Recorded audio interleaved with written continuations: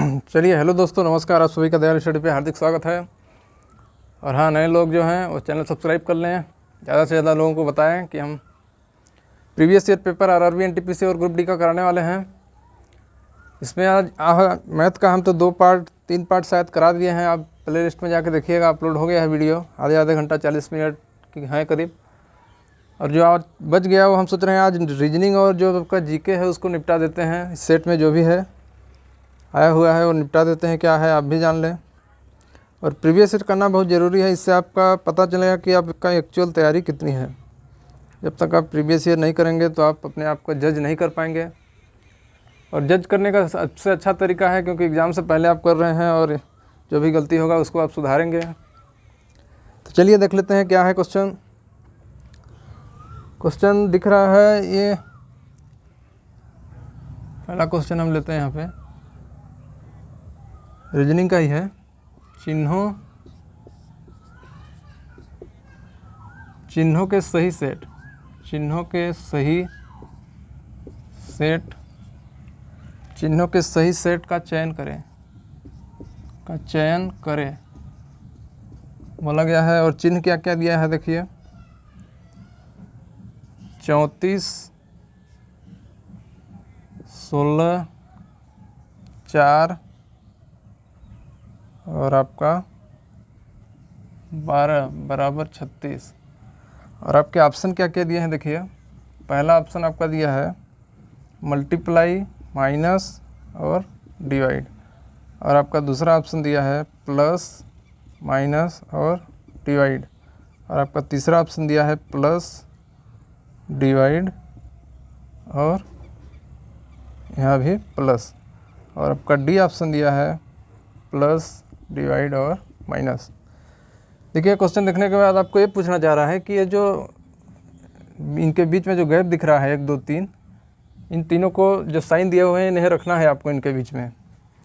तो आप क्या रखेंगे देखिए। सबसे पहला काम है आप पहला ऑप्शन से फिर दूसरा ऑप्शन, ये सब आप करेंगे तो आपको बहुत टाइम लगेगा। और बहुत टाइम लगने के कारण आपका 1 मिनट 2 मिनट और हो सके तो 3 मिनट भी लग जाएगा यदि कोई स्लो करे तो आपको 1 मिनट 2 मिनट 3 मिनट लगेगा। तो फिर आप एग्ज़ाम में एक औरों से अलग क्या कर पाएंगे, ये जानने के लिए हमारा तरीका देखें और फट से आंसर आएगा। देखिएगा, देखिए सबसे पहले हम डिवाइड वाले को रख के देखेंगे। तो डिवाइड देखिए यहीं से देख लेते हैं, केवल एक ही वर्ड से। देखिए यहाँ पे आ रहा है कि यहाँ पे डिवाइड रखेंगे। तो यहाँ पे डिवाइड रखेंगे तो 4/12 हो जाएगा। 4/12 यानी 1/3 हो जाएगा। 1/3 यानी कुल मिला के इसे सॉल्व करेंगे तो 0.33 आ जाएगा। तो 0.33 इधर मल्टीप्लाई होगा, आगे माइनस होगा और इन दोनों का मल्टीप्लाई होगा तो वैल्यू पॉइंट में आ जाएगी। और लेकिन बराबर के इस साइड हमको पॉइंट में नहीं दी है तो हम ऑप्शन नंबर ए नहीं रखेंगे। और उसी तरह ऑप्शन बी में भी देखिए है डिवाइड करने का, तो ये भी नहीं रखेंगे। और आपका ऑप्शन 2 ठो बच गया। तो चलिए ये वाला डिवाइड यहाँ रख के देखते हैं। जब हम यहाँ डिवाइड का साइन रखेंगे तो 16/4 होगा। जब 16/4 होगा तो उसकी वैल्यू सीधे 4 आ जाएगी। तो 34 प्लस, यहाँ पे देखिए प्लस दिया हुआ है, 34 प्लस इसे हम सब सॉल्व करेंगे तो 4 आ जाएगा। फिर इसके आगे दिया है प्लस 12, तो 34 4 38 हो जाएगा। और हमको लाना 36 ही है, तो ये भी हमारा सही नहीं होगा क्योंकि यहाँ प्लस दिया है। और माइनस रख के देखते हैं। देखिए अगला ऑप्शन में प्लस दिया है, माइनस दिया है, सेम दोनों में है, लेकिन आगे माइनस लगा दिया है। तो यहाँ पे चलिए हम माइनस रख के देखते हैं क्या होता है। जब यहाँ हम माइनस रखेंगे तो 34 4 38 हो जाएगा। और 38 में जब आप 12 निकाल देंगे तो 38 में 10 निकाल देंगे तो आपका 28 हो जाए। देखिए लग रहा है कि क्वेश्चन में कहीं मिस्टेक है। यहाँ पे 2 होना चाहिए। देखिए आप ही देख लीजिए, जब 38 में आपका 10 निकल जाएगा तो 28 हो जाएगा। 28 में 2 निकलेगा तो 26 हो जाएगा। या तो यहाँ 26 होना चाहिए या यहाँ से 1 हटा देना चाहिए, तभी वैलिड होगा। वैसे एग्जामिनर में ऑप्शन, जिस ऑप्शन की हम बात कर रहे हैं, तो यहाँ पे ऑप्शन नंबर डी को वैलिड माना गया है। जब ऑप्शन नंबर डी को वैलिड माना गया है तो यहाँ पे कहीं ना कहीं 2 होगा या यहाँ पे आपका 26 करना पड़ेगा 36 के जगह पे। चलिए यहाँ पे हम 2 ही मान लेते हैं। जब 2 मानेंगे तो 2 निकालने पे 38 में से 2 जब जाएगा तो 36 आ जाएगा। और यही ऑप्शन नंबर डी अपना फिट बैठ जाएगा। तो ऐसे ही करना था। आप डिवाइड वाला जल्दी से जल्दी करके देख लें तो आपको पता चलेगा कि हमें पूरा का पूरा सॉल्व नहीं करना है, नहीं तो हमारा टाइम ऐसे ही ख़राब हो जाएगा।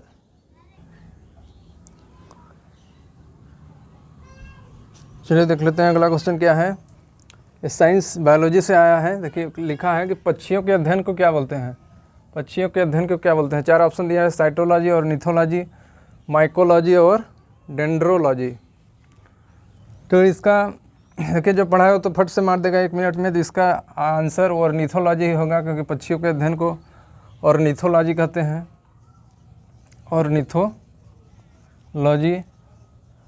और जो 2-3 ऑप्शन है वो भी देख लेते हैं क्या है।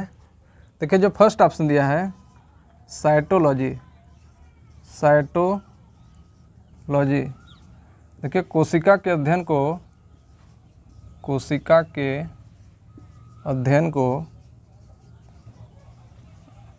को साइटोलॉजी बोला जाता है। और ऑप्शन नंबर सी जो दिया है आपका, ऑप्शन नंबर सी माइकोलॉजी, तो माइकोलॉजी होता है कवक के अध्ययन को। कवक के अध्ययन को क्या बोलते हैं, माइकोलॉजी। और ऑप्शन नंबर जो डी दिया है आपका, ऑप्शन नंबर डी दिया है डेंड्रोलॉजी, डेंड्रोलॉजी। देखिए इंग्लिश का ये जो इंग्लिश में लिखे हैं, हिंदी में भी इनका यही नाम है। तो डेंड्रोलॉजी आप समझ रहे होंगे कि फूल पत्तियों की जो झाड़ी होती हैं उसी झाड़ियों को डेंड्रोलॉजी कहते हैं, यानी झाड़ियों के अध्ययन को, फूल पत्ती और जो पेड़ के झाड़ी होते हैं उन्हें झाड़ियों के अध्ययन को डेंड्रोलॉजी बोला जाता है। और ये इसका हम एक शॉर्ट ट्रिक भी लाने वाले हैं। जो भी जितने भी हैं इनके अध्ययन को क्या कहते हैं, इन पर हम एक बहुत ही बेहतरीन आपको शॉर्ट ट्रिक देंगे। और शॉर्ट ट्रिक आप 1-2 बार देखिएगा, आपको पूरा का पूरा याद हो जाएगा क्या बोलता है उस शॉर्ट ट्रिक में। और देख लेते हैं क्या क्या आया है।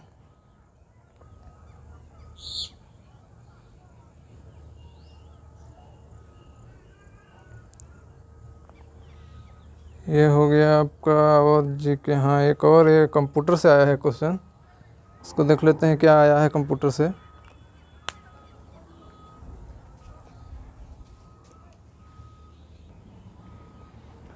देख लेते हैं कंप्यूटर का क्वेश्चन आया हुआ है। और कंप्यूटर का एक नहीं और 2 क्वेश्चन कम से कम आते ही हैं। देखिए दिया है कंप्यूटर चिप का दूसरा नाम क्या है, वहाँ रिक्त स्थान दिया है, उसे फिल इन द ब्लैंक करना है। और आपके ऑप्शन देखेंगे लिखा है माइक्रोचिप, मदरबोर्ड, सीपीयू और माइक्रो प्रोसेसर।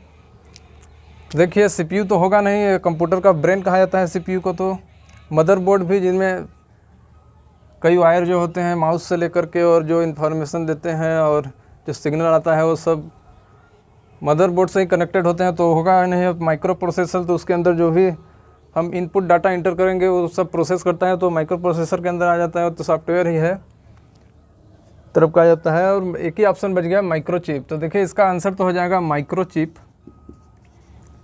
कंप्यूटर चिप को क्या बोलते हैं, माइक्रोचिप, माइक्रोचिप बोला जाता है। और देख लेते हैं और ऑप्शन क्या है, मदरबोर्ड जिसे बोला जा रहा है। कंप्यूटर का पूरी क्रिया जो होती है, मदरबोर्ड, कंप्यूटर में जो भी क्रिया होती है, जैसे आप कंप्यूटर को चार्जिंग लगाते हैं तो उसका वायर एक जाके कनेक्ट होगा, और जो आप सिग्नल जिससे रिसीव कर रहे हैं उसका भी वायर होगा, तो वो सब मदरबोर्ड पे कनेक्ट रहते हैं एक जगह, वहाँ से सूचना आदान प्रदान होती है जो स्टोर होती है। इसीलिए मदरबोर्ड को नीचे से आप लैपटॉप में देखे होंगे उससे हीट दिया जाता है, हीट ना हो उसके लिए नीचे फैन बनाया जाता है रखने के लिए, उसी पे लैपटॉप को रखा जाता है, वो मदरबोर्ड को ही ठंडा करता है। और आपका जो ये ऑप्शन हो गया सीपीयू, देखिए बहुत इंपॉर्टेंट है, इससे क्वेश्चन आया है। कभी कभी इसका पूरा नाम पूछ देता है, तो इसका नाम पूरा है सेंट्रल प्रोसेसिंग यूनिट, सीपीयू का पूरा नाम। और सीपीयू को कभी कभी पूछ दिया है कि इसका दूसरा नाम क्या है, तो इसको दूसरा नाम से जानते हैं ब्रेन ऑफ कंप्यूटर, मतलब कंप्यूटर की ब्रेन कहा जाता है, ब्रेन ऑफ कंप्यूटर। सीपीयू को कंप्यूटर का ब्रेन कहा जाता है, और सेंट्रल प्रोसेसिंग यूनिट इसकी पूरी नाम हो गई। और कभी कभी पूछ दिया कि सीपीयू कहाँ होता है, तो ये सब कंप्यूटर के अंदर ही मदरबोर्ड पर ही माउंट होते हैं। सीपीयू वगैरह सब मदरबोर्ड में ही लगे रहते हैं। और माइक्रो प्रोसेसर उसके अंदर जो हम इनपुट देते हैं और सब प्रोसेसिंग का काम चलता है, उससे माइक्रो प्रोसेसर होता है, इतना खास इसमें नहीं है। चलिए देखते हैं कि अगला क्वेश्चन क्या है। अगला क्वेश्चन क्या है, कैसे आता है।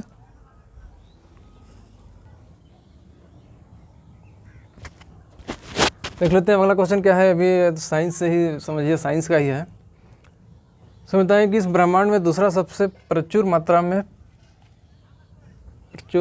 या सर्वाधिक मात्रा में कौन सा तत्व है, पूछा है। यहाँ पे देखिएगा, गौर करिएगा, यहाँ पे दूसरा पूछा है, पहला नहीं पूछा है। यदि पहला पूछा होता तो नाइट्रोजन होता, आप सब जानते हैं, तो इसका नाइट्रोजन होता है। आप जानते हैं कि नाइट्रोजन ब्रह्मांड में यानी अपने यूनिवर्स में 78% है गैसों का मिक्सर। ब्रह्मांड गैसों का मिक्सचर है जिसमें 78% अपना नाइट्रोजन है। उसके बाद अपना ऑक्सीजन का स्थान आता है। ऑक्सीजन आपका करीब 21% बोला जाता है। इसके बाद फिर CO2 का आ जाता है 0.03, और बाकी जो बच गई वो अन्य गैसें हैं, आप सब जानते हैं। तो यही है, इसके दूसरा सबसे ज़्यादा पूछा जा रहा है। नहीं, इससे ये तो हम पृथ्वी पर बता दिए। इसके बाद यूनिवर्स में पूछा जाए दूसरा सबसे प्रचुर मात्रा में ब्रह्मांड में, ये हम पृथ्वी पर बता दिए, हम जहाँ पे रह रहे हैं। ब्रह्मांड में देखा जाए तो वहाँ पे एक हीलियम भी है, तो दूसरा स्थान पर हीलियम का ही है। उसका स्थान शायद ज़्यादा ही है, 21 से ज़्यादा ही है उसका हीलियम की मात्रा, क्योंकि कई हीलियम्स जिसे न्यूक्लियर फ्यूजन बोला जाता है, न्यूक्लियर फ्यूजन, तो इसमें हाइड्रोजन और हाइड्रोजन, इसमें जो हाइड्रोजन और हाइड्रोजन का टुकड़ा हो जाता है, जो आपकी हीलियम है, हीलियम का टुकड़ा 2 भागों में हो जाता है, हाइड्रोजन और हाइड्रोजन में। इसे जो ब्रह्मांड में उत्पत्ति, इसका जो सन से वो निकल रहा है, एनर्जी निकल रहा है, वो न्यूक्लियर फ्यूजन की वजह से हो रहा है। तो जब सबसे ज़्यादा पूछा जा रहा है तो इसका हीलियम हो जाएगा। अब देखिए, देख लेते हैं नाइट्रोजन। आपको बता ही दिया कि ब्रह्मांड में 78% नाइट्रोजन होता है, और आयरन तो बहुत कम मात्रा में है, आयरन है ही। तो फर्स्ट नंबर में ए हो जाएगा और सेकंड नंबर में ए हो जाएगा। और अब हाइड्रोजन को समझ रहे हैं। हाइड्रोजन, पहले हाइड्रोजन सबसे हल्का था, तो इसे वायुयान के टायरों में भर दिया जाता था, लेकिन अब इससे भी हल्का आ गया, हीलियम भरा जाता है, उससे भी सस्ता होता है। और हीलियम भरने का सबसे अच्छा आपको फ़ायदा ये है कि ये ज्वलनशील, हाइड्रोजन इतना ज्वलनशील नहीं है, इसलिए आजकल आप देखते होंगे वायुयान के टायरों में हाइड्रोजन की जगह हीलियम भरा जाता है। तो इसका राइट आंसर हो जाएगा अपना, सेकंड पूछा है तो हीलियम हो जाएगा, हीलियम है। चलिए देखते हैं अगला क्वेश्चन क्या है।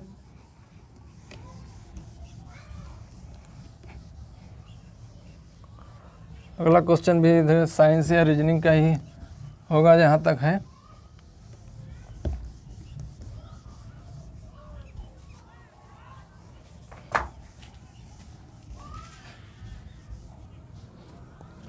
देखिए अगला क्वेश्चन ये भी है तो साइंस का, लेकिन आपको कंपैरिजन टाइप का है, तो ये लग रहा होगा कि रीजनिंग का है। और देख लेते हैं क्या है।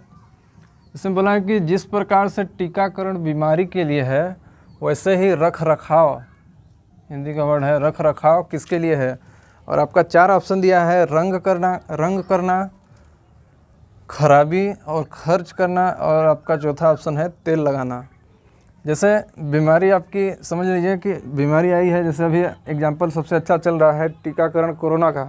तो कोरोना एक बीमारी है, तो उससे बचने के लिए लोग क्या कर रहे हैं, वैक्सीन ले रहे हैं, मतलब टीकाकरण जिसे बोल रहा है हिंदी में। तो बीमारी है तो उसकी वैक्सीन यानी टीकाकरण किया जा रहा है। उसी प्रकार जब हमें कोई भी चीज़ का रख रखाव करना है, यदि कोई भी चीज़ का हमें रख रखाव करना है, तो किस लिए रख रखाव करना है, क्योंकि वो ख़राब ना हो, इसलिए हमें उसका क्या करना है, रख रखाव करना है। तो ऑप्शन नंबर बी इसका सही हो जाएगा। ऐसे ही आपको सोचना था। रंग करना, देखिए कुछ जम नहीं रहा था, रंग करना यानी रख रखाव करना। देखिए किसी के ऊपर रंग करेंगे तो उसका मतलब खुद ही रख रखाव हो जा रहा है, यानी उसे खराबी से बचाने के लिए। और खर्च करना है तो अलग ही हो गया, खर्च से कोई लेना देना दिख नहीं रहा है। तेल लगाना वो भी रख रखाव में आ जाता है, तो जो ख़राब ना हो उसके लिए हम रख रखाव कर रहे हैं। तो चलिए अगला क्वेश्चन देखते हैं क्या होता है। अगला क्वेश्चन देख लेंगे।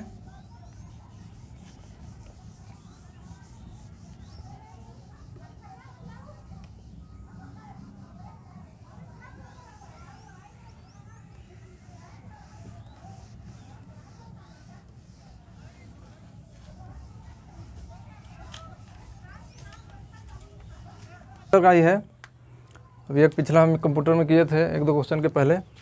लिखा है कि अंक गणितीय एवं लॉजिकल संक्रियाओं करने वाले प्रोसेसर को क्या कहते हैं। देखिए अंक गणितीय यानी गणितीय समस्या जिसे बोला जा रहा है, गणितीय जो भी प्रॉब्लम हो उसे सॉल्व करें, और लॉजिकल यानी जिसमें लॉजिक लग रहा हो, जैसे अभी पिछला रीजनिंग का ही क्वेश्चन था उसमें लॉजिक ही लग रहा था। तो इन सब का संचालन यानी प्रोसेसर कहाँ पे होता है, तो इसका आंसर तो बी हो जाएगा, ALU। अब ALU क्या है इसके बारे में जान लेते हैं। देखिए ALU का सबसे पहला नाम, पूरा नाम इसका पहले पूछता है, इसका पूरा नाम क्या है पूछता है एग्जाम में। तो इसका पूरा नाम होता है अर्थमेटिक लॉजिकल यूनिट, इसका पूरा नाम होता है ALU का। और एक गणितीय और लॉजिकल संक्रियाएं करता है तो आप जान ही गए। और अर्थमेटिक हो गया, और आपका ऑप्शन नंबर बी बच जाता है। इसका पूरा नाम ही काफ़ी महत्वपूर्ण था, कई बार एग्जाम में आया हुआ है। और जो पहला वाला है आपको बताया थे कि CPU क्या होता है, सेंट्रल प्रोसेसिंग इसे यूनिट, जैसे कंप्यूटर का ब्रेन भी कहा जाता है। और कंप्यूटर का पूरा वर्क इसी पे डिपेंड होता है। और माइक्रो प्रोसेसर आप जानते हैं, आपके मोबाइल में भी माइक्रो प्रोसेसर है, सब में अलग अलग माइक्रो प्रोसेसर होता है, तो किसकी क्या स्पीड है क्या नहीं है, और ये सब जानने के लिए आपको रैम पे डिपेंड होता है। इसीलिए आप मोबाइल फ़ोन वगैरह लेने जाते हैं या कंप्यूटर लेने जाते हैं तो आप सबसे पहले रैम की बात करते हैं, क्योंकि रैम से ही आपकी स्पीड कम या ज़्यादा होगी, आप कितनी क्षमता का काम करना चाह रहे हैं सब रैम से ही डिसाइड होता है। तो रैम है हो गया। और रैम का पूरा नाम आप समझ लीजिए, आता है कई बार एग्जाम में। तो रैम का पूरा नाम यदि आपसे पूछे तो रैम का हो जाता है रैंडम एक्सेस मेमोरी। रैम का पूरा नाम हो जाता है रैंडम एक्सेस मेमोरी। और इसका भी हम लिखाए थे, एक बार और लिख देते हैं, सेंट्रल प्रोसेसिंग यूनिट CPU का हो जाता है। रैम के बारे में भी बता दिया। चलिए देखते हैं अगला क्वेश्चन क्या है।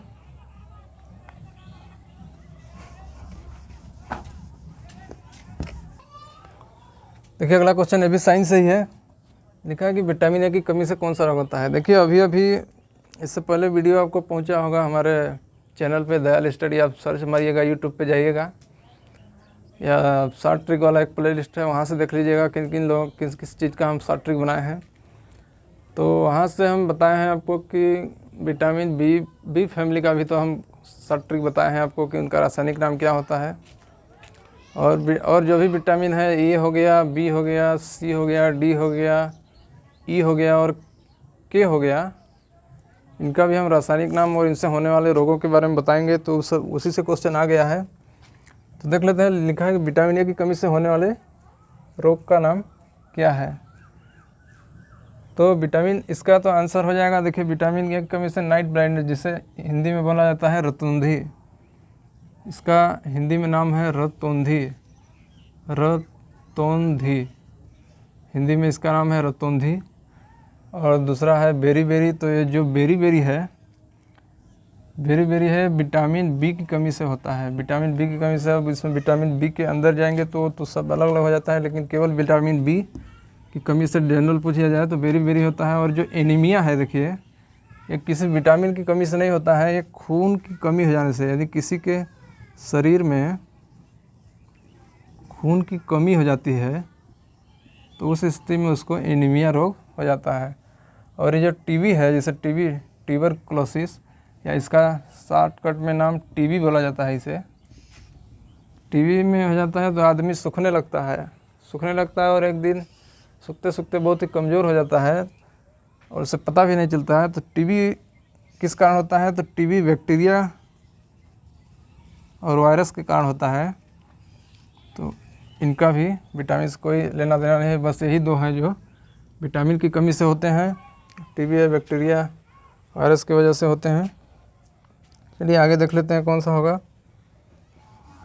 देखिए जनरल नॉलेज से क्वेश्चन है, जीके से आप समझ लीजिए। लिखा है कि अजंता, क्वेश्चन बनाना है, अजंता और एलोरा की गुफाएं किस राज्य में है। देखिए आप ठीक ठाक पढ़े होंगे, यदि पढ़ते हैं तो आप जान ही जाएंगे, फेमस क्वेश्चन है, कोई बहुत सारे एग्जाम में आया हुआ है क्वेश्चन। मध्य प्रदेश, आपका ऑप्शन देखिए दिया हुआ है, मध्य प्रदेश, महाराष्ट्र, मणिपुर और उत्तर प्रदेश।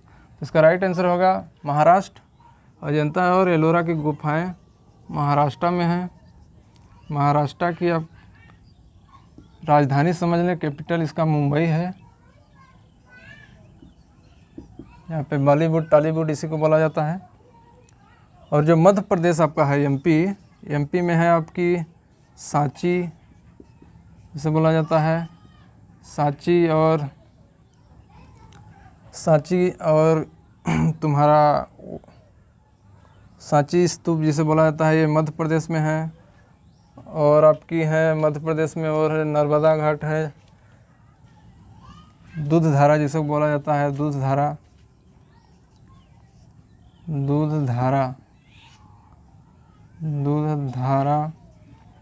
ये मध्य प्रदेश के जबलपुर के निकट दूधधारा है, जिसे जो नर्मदा नदी के किनारे स्थित है।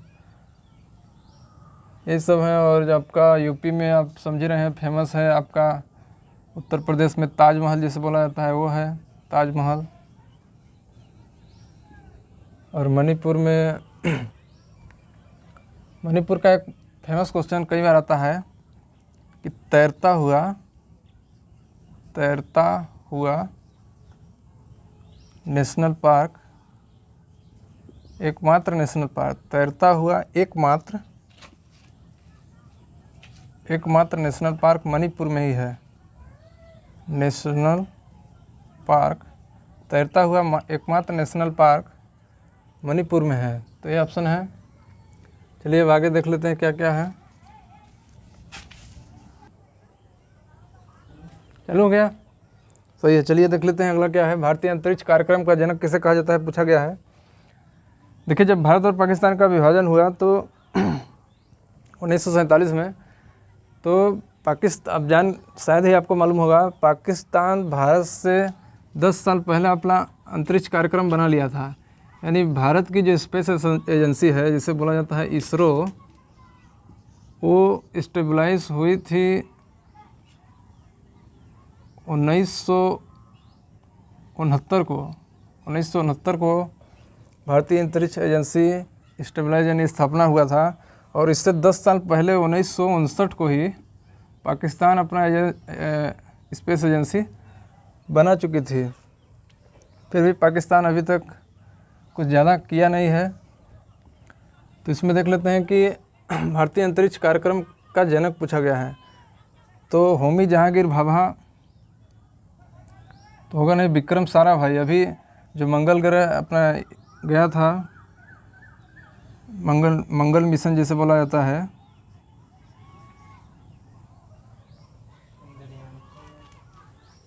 चंद्रयान 2, मंगल मिशन ही चंद्रयान 2 अभी जो लॉन्च हुआ था 2019 में, चंद्रयान 2 जो हुआ था, तो उसके रोवर विक्रम साराभाई के नाम पर ही रखा गया था। उसके रोवर का नाम विक्रम जो था वो इन्हीं के नाम पर रखा गया था, इनके सम्मान में। तो इसके संस्थापक जो थे, अंतरिक्ष कार्यक्रम के जनक जिसे बोला जाता है, वो विक्रम साराभाई हैं, विक्रम साराभाई। और अबुल कलाम आज़ाद, डॉक्टर अब्दुल कलाम आज़ाद जिसे बोला जाता है, उसे उन्हें मिसाइल मैन कहा जाता है। डॉक्टर अब्दुल, पूरा इनका नाम होगा doctor APJ Abdul Kalam Azad, doctor APJ Abdul Kalam Azad, इन्हें मिसाइल मैन ऑफ इंडिया कहा जाता है। और जो आपका सी ऑप्शन है, राकेश शर्मा जिसे बोला जाता है, तो ये पहले आदमी थे जो स्पेस में गए थे भारत के तरफ से। राकेश शर्मा पहले आदमी थे जो स्पेस में गए थे भारत के तरफ से। हालांकि सफल नहीं रहे पूरे कार्यक्रम में वापस आने में। और इनके बाद कल्पना चावला भी गई थी। तो यही था। अब चलिए अगला क्वेश्चन देख लेते हैं क्या है। और इसरो का भी क्या हुआ, चल रहा है। और इसरो के जो हेड है अभी पूछा जा रहा है, तो वो हेड जिसे चेयरमैन बोला जा रहा है, इसरो के चेयरमैन आप याद रख लें, वो जरूरी काम है, के सिवन है। इसरो के हेड जो है वो के सिवन है। और इसका हेड क्वार्टर है, हेड क्वार्टर बम्बई में है, जिसे मुंबई बोला जाता है, इसका हेड क्वार्टर है। ये भी कई बार एग्जाम में पूछा गया है, इसरो का हेड क्वार्टर। और इसी के साथ आपको बता दें जो DRDO है, DRDO ये जो भी रॉकेट लॉन्चर इक्विपमेंट होते हैं, मिसाइल विसाइल लॉन्च करना होता है, तो उन सब का अपनी लेबोरेटरी में इक्विपमेंट को लॉन्च करने का जो सिस्टम है उसे तैयार करती है। तो DRDO का जो हेड क्वार्टर है, इसका पूछा भी गया है कई बार, तो इसका हेड क्वार्टर दिल्ली में है DRDO का। और इसके जो भी हेड हैं, जैसे चेयरमैन बोला जाएगा, वो है G सतीश रेड्डी। G सतीश रेड्डी इसके हेड हैं। और इसकी स्थापना जो है स्टेबलाइज जिसे बोला जाता है, इसकी स्थापना 1958 में हुई थी। और 1958 में नासा की भी स्थापना हुई थी, जो अमेरिका की स्पेस एजेंसी है, आप याद रखें। बहुत ही काम की चीज़ें हैं ये। चलिए आगे देख लेते हैं क्या है।